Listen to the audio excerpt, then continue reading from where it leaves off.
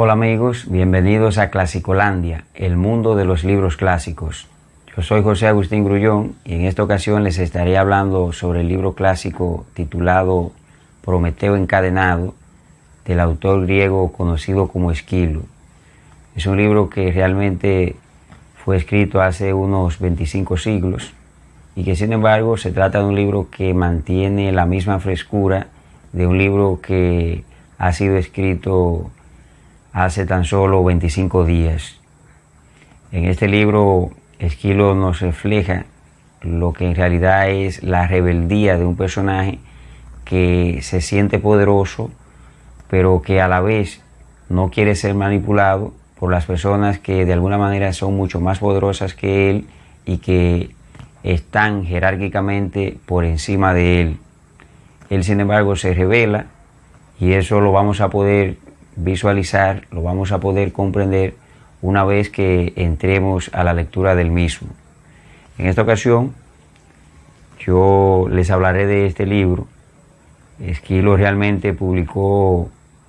o escribió mejor dicho, un aproximado de 80 libros,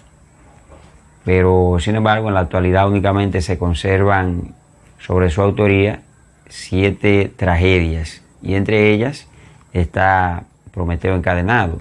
que valga la redundancia, es el libro sobre el cual estamos hablando en esta ocasión. Aquí tengo en esta edición las tragedias completas de Esquilo y realmente de ahí he sacado el libro Prometeo encadenado, que es este libro sobre el cual estamos hablando. Es una edición muy buena de Colombia y contiene, valga la redundancia, las 7 tragedias de Esquilo. En este caso realmente se trata de un libro que nos figura una época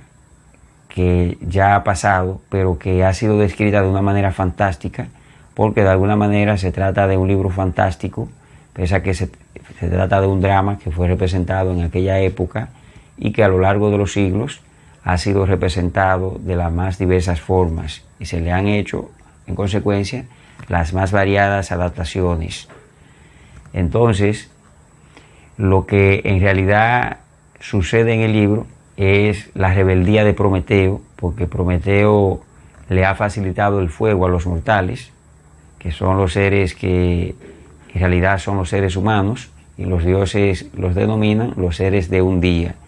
Prometeo, como dije, le ha facilitado la utilización del fuego a los seres humanos. También les ha dado la oportunidad de aprender varias artes y obtener varios conocimientos en diferentes disciplinas, entre ellos la medicina y algunas artes. Esto, sin embargo, ha causado, de acuerdo a lo que se deja entrever en el libro, la ira de Zeus, aunque algunos investigadores han planteado, desde el punto de vista de ciertas tradiciones de la mitología griega, que las razones que obligaron a Zeus a encadenar a Prometeo realmente habían sido otras. Pero esta es la versión de Esquilo, y Esquilo ahí entonces nos dice que esas fueron las razones, y entonces Zeus lo envía a la parte más inaccesible del mundo, a los confines del mundo,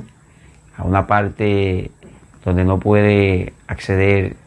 ningún ser humano y difícilmente algunos dioses y algunas personas dotadas para llegar ahí, como podrán ustedes comprobar una vez que ingresen a la lectura del libro, y podrán ver que hay algunos personajes que logran visitar a Prometeo, como es el caso de los personajes que representan el libro, lo que es el coro, así como también la que en el personaje se llama Io,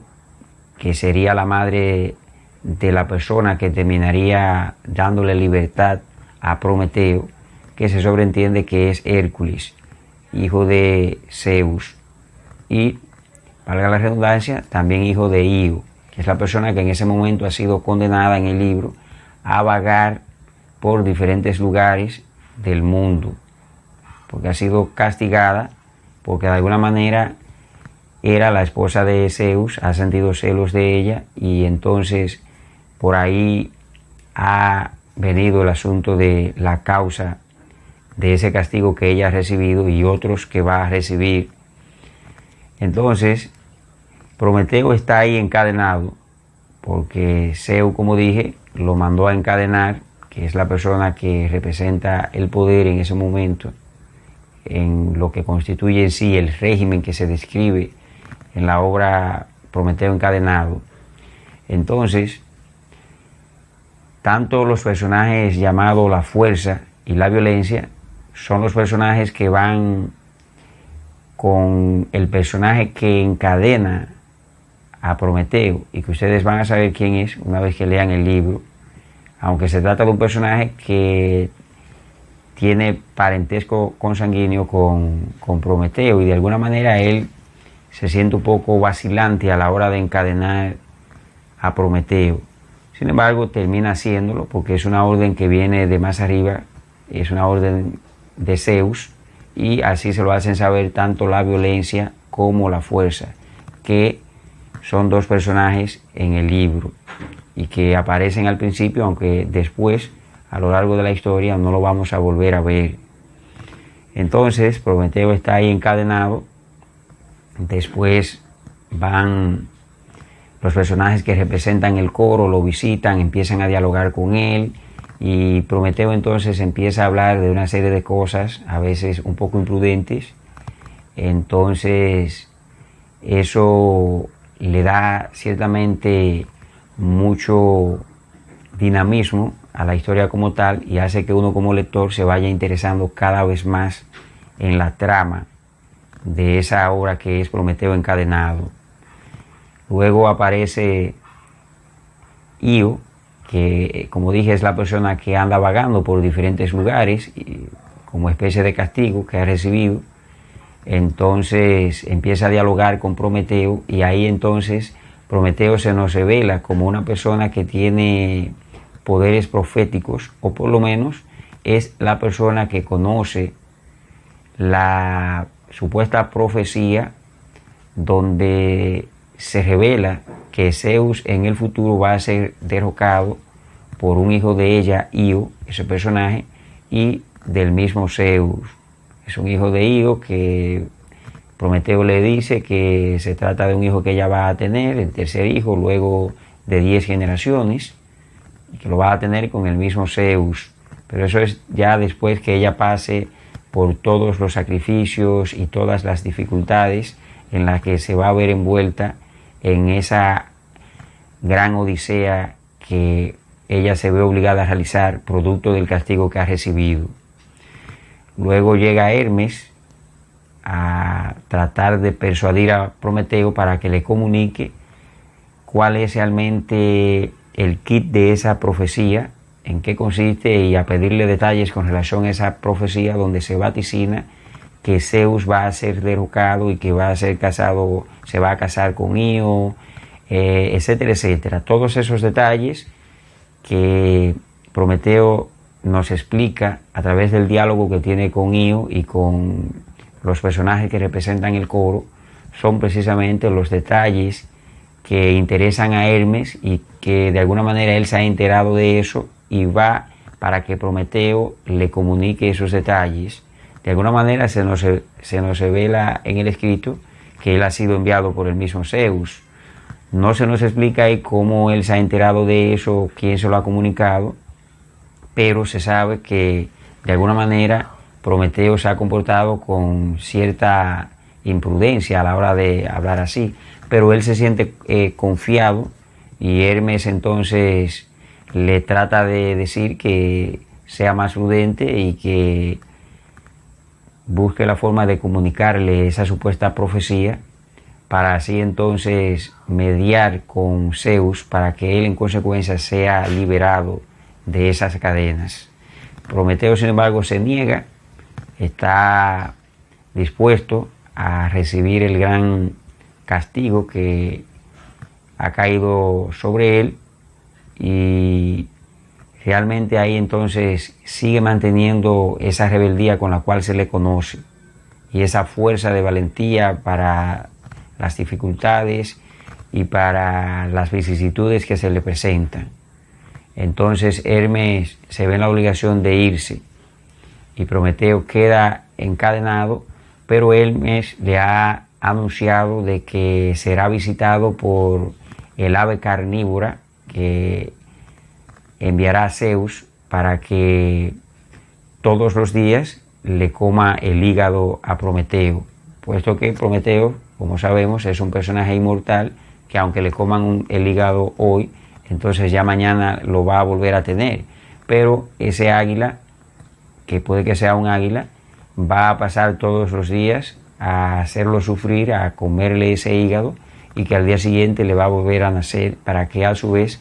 esa ave siga comiéndole ese hígado a Prometeo, mientras él está ahí bajo agua, sol y sereno,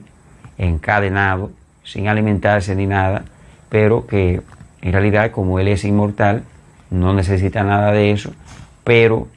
le resulta sumamente dificultoso para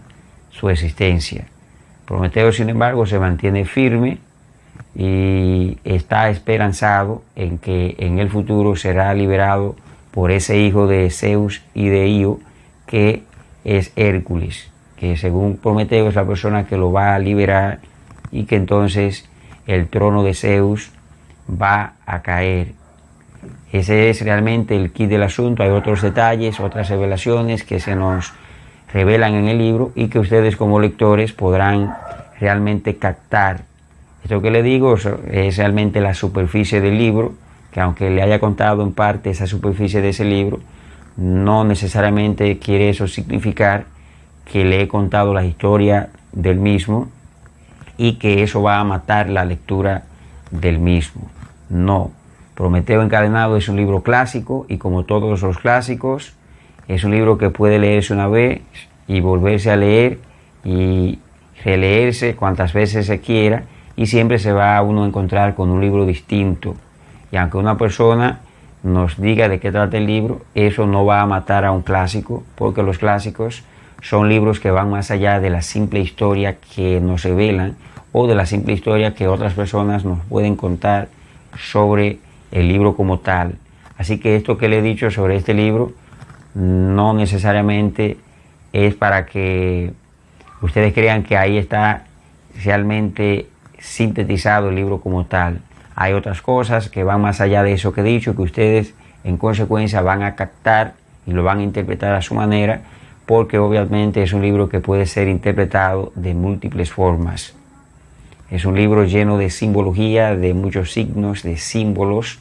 y de una gran capacidad de significados,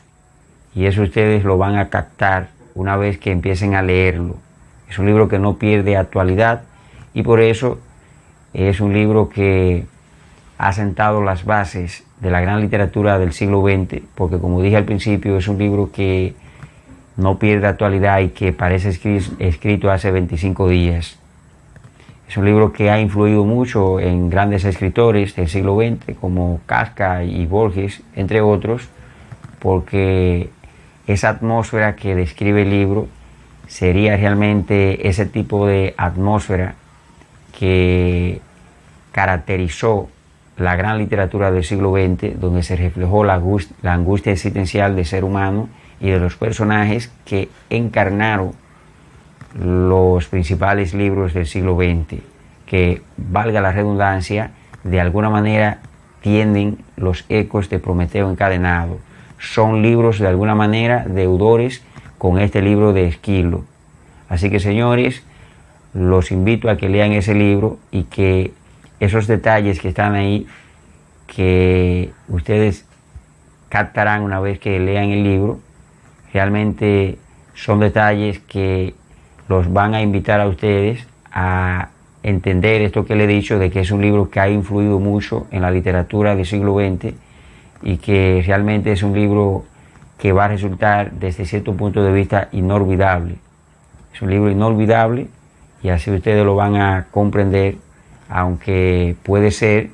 que algunos lectores queden decepcionados con el mismo, pero es muy difícil, porque como dije, es un libro muy bien facturado desde el punto de vista artístico, y la intensidad en el mismo, ese poder de síntesis que caracterizó a Esquilo en ese libro, es algo que resulta evidente una vez que se realice la lectura del mismo. Así que muchísimas gracias, nos vemos en una próxima ocasión donde estaremos hablando sobre otro libro clásico.